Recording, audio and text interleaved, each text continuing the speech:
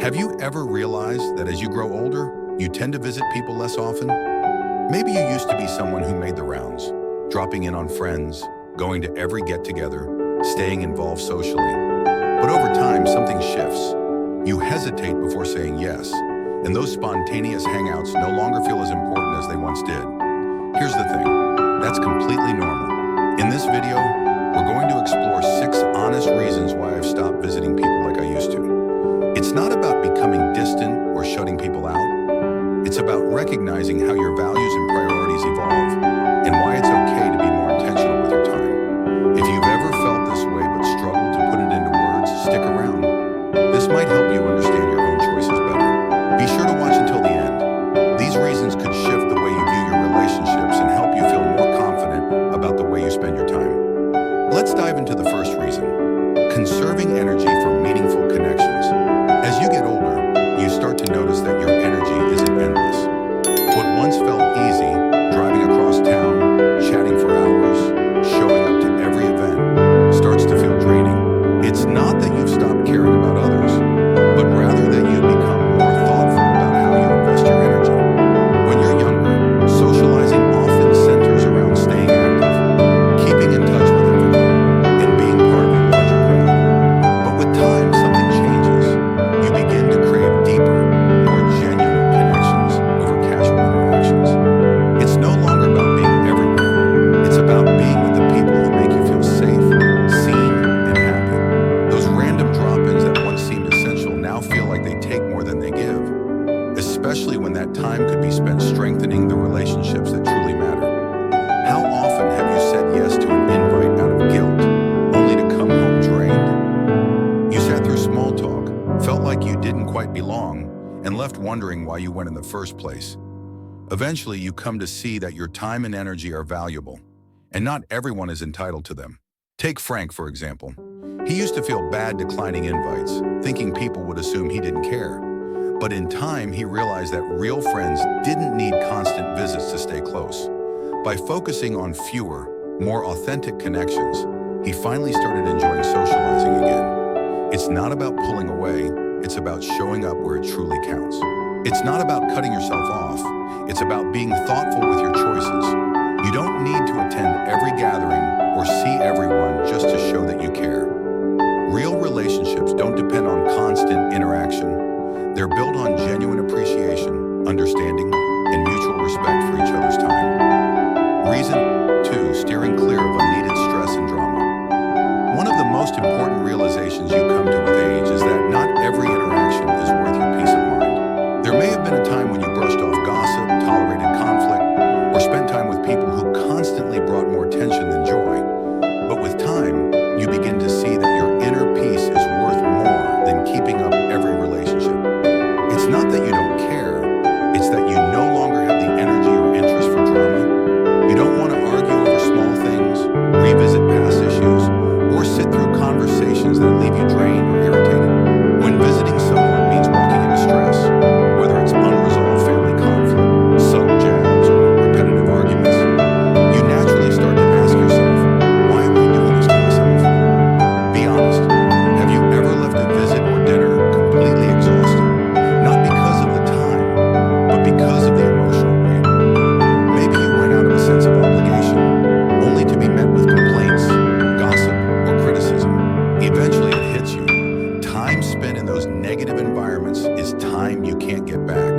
And at this point in life, your time is far too valuable. Take Helen, for example. She used to make regular visits to certain family members, even though every time left her feeling emotionally worn out. There was always tension, always some disagreement, always something that made her feel unseen or unappreciated. One day she chose to stop putting herself through that. She started spending time with people who made her feel accepted and cared for. And for the first time in a long while, being social felt good again. The truth is, you are absolutely entitled to protect your time and emotional space. You don't owe your presence to anyone, especially if it comes at the cost of your peace. Choosing to avoid drama isn't cold, it's wise. The people who truly love you won't expect you to sacrifice your well-being just to keep a relationship going. If this message speaks to you, drop a yuck or two subscribe and turn on the bell so you won't miss more content designed to support and inspire you. Now let's move into reason number 3, finding comfort in familiar places. It's the place where you can breathe, think clearly, and truly be yourself. And as the years go by, that sense of comfort becomes more valuable than ever. The idea of getting dressed up, driving across town, making small talk, and sitting in someone else's space just isn't as appealing as it used to be. It's not about avoiding others. It's about savoring the peace that your own environment provides. When you're younger, there's a constant urge to be out and about, attending every event, chasing new experiences. But over time, you start to see that being out doesn't always feel better than being home. There's something deeply satisfying about waking up in your own bed, sipping coffee from your favorite mug, and knowing your day will unfold on your terms. No pressure to host, no need to adapt to someone else's routine, just the freedom to enjoy your own space. For some, visiting others means stepping into places that don't feel quite right. Maybe the house is too loud, chaotic, or just uncomfortable for long stays. Maybe the chairs aren't great, the vibe feels off, or you simply can't relax the way you do in your own home. The truth is, as you grow older, your comfort takes priority over social norms. And if staying home brings you more peace than traveling to see others, that's perfectly okay. Take Bill, for instance. He used to feel bad for saying no to invites, but every time he visited someone, he found himself constantly checking the time, counting down until he could leave. The noise, the energy, the unfamiliar surroundings, it all felt exhausting. Eventually, Bill stopped forcing himself to go places out of guilt. He began inviting people over on his own terms, and suddenly socializing felt enjoyable instead of overwhelming. There's a reason your home feels like a sanctuary. It's designed around your needs. It's where you feel secure, where your favorite things live, and where you can move at your own pace without trying to fit into someone else's rhythm. Choosing to spend more time at home isn't about shutting people out. It's about honoring the peaceful space you've created for yourself. Now let's talk about something else that becomes more clear with age. Realizing that not all relationships need constant upkeep.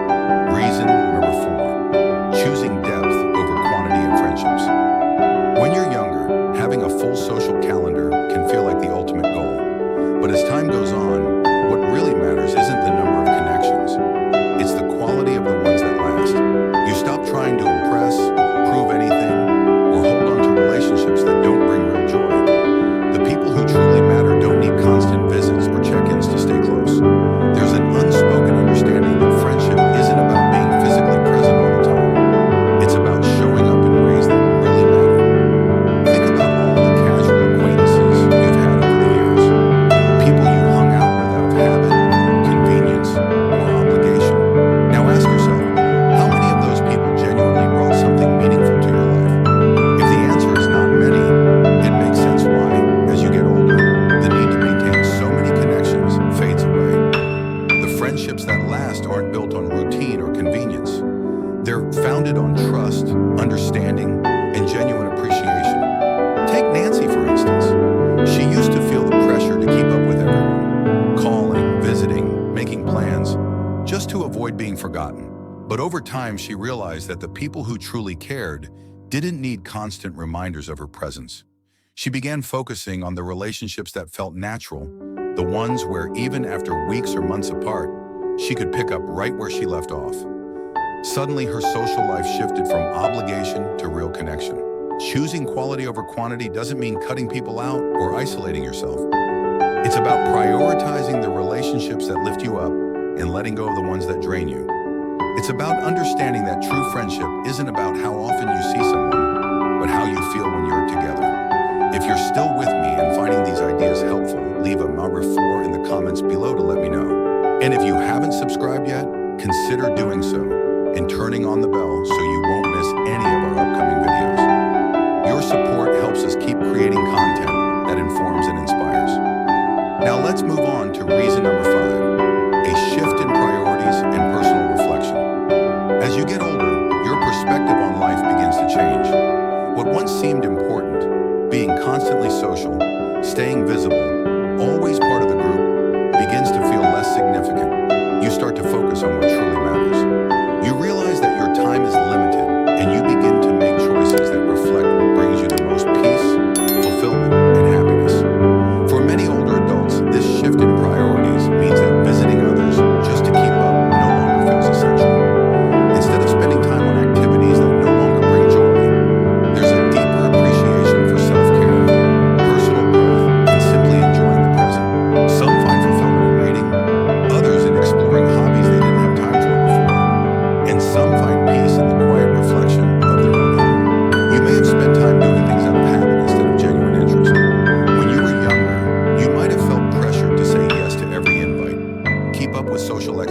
rounds and always stay busy. But now you have the freedom to choose differently.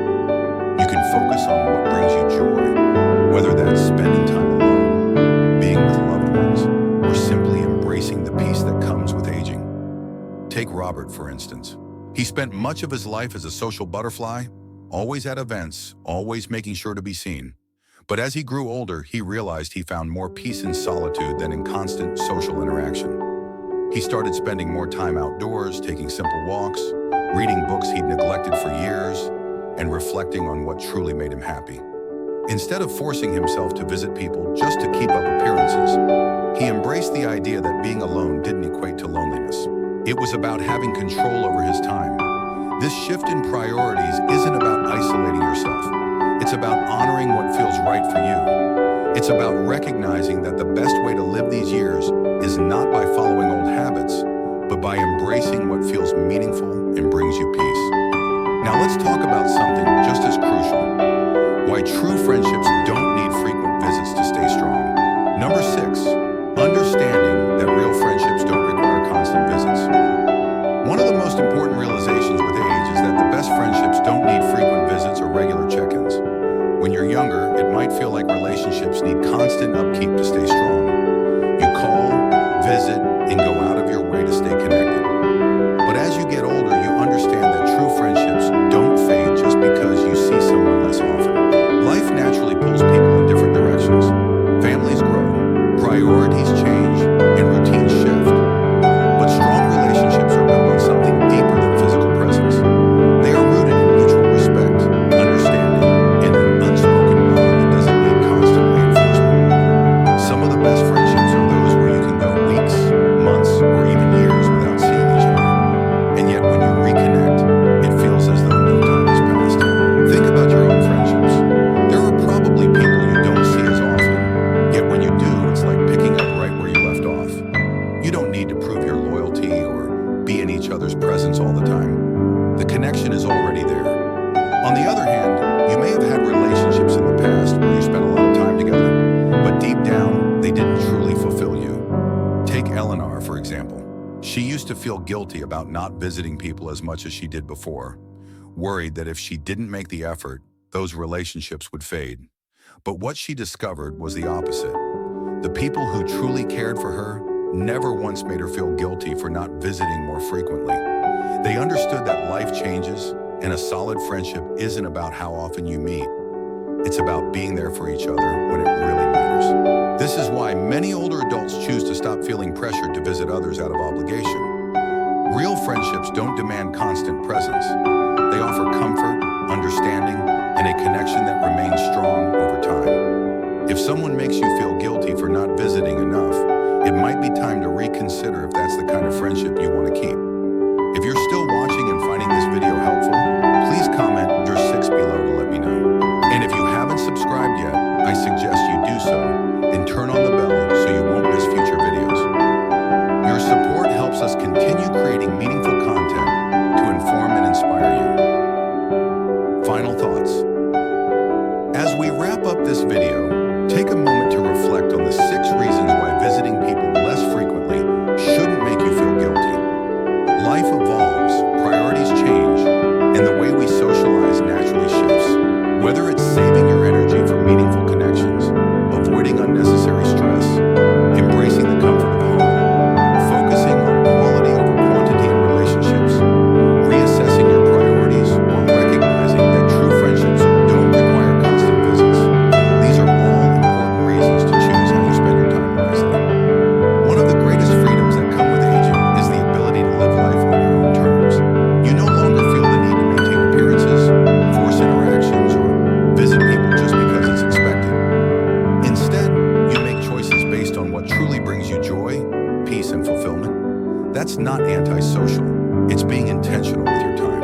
Remember, your value isn't measured by how often you visit people, but by the relationships you nurture in your own way. The people who truly matter will understand that love and friendship go beyond physical presence.